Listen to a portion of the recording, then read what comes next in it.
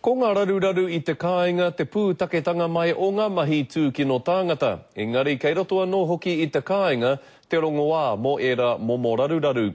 Ko ia rā te whakapai a Rihi Virko, matua keke o Hāwea Virko, tērā o ngā tumuaki kura I patua rā e tētahi taitama no o Pōtiki kia mate I te rātau.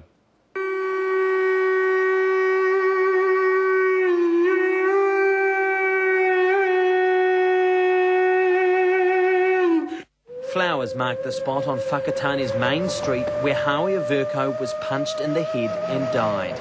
A former Destiny Party candidate, he was an environment councillor and principal of a local Te Kura kaupapa school.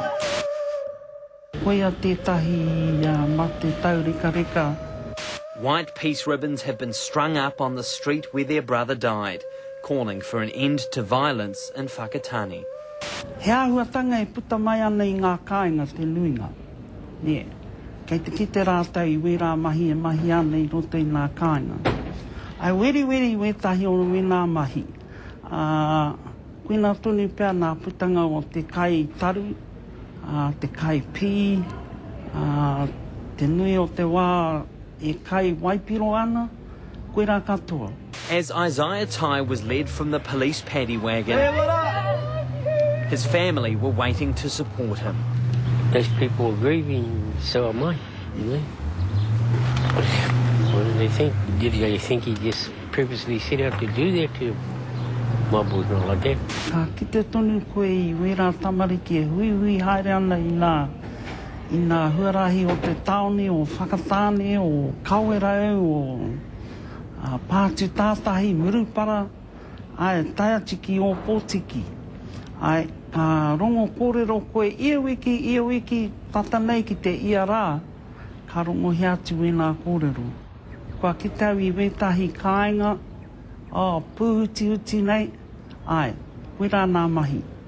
Nā waira, nā tamariki e tipu ake ana I roto I wena kāinga, rātai nā mea e haere ana ki te mahi I wena hara.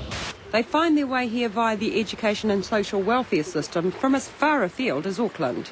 Their pathway of crime began with truancy and led to more serious offending.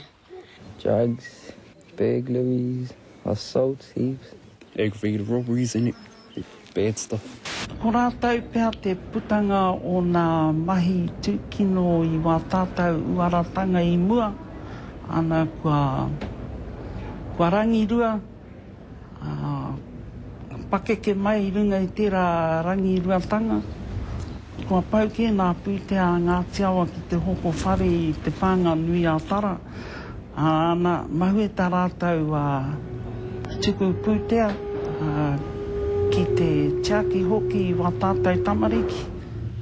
Ana kia au nei e whakatika I te kāinga.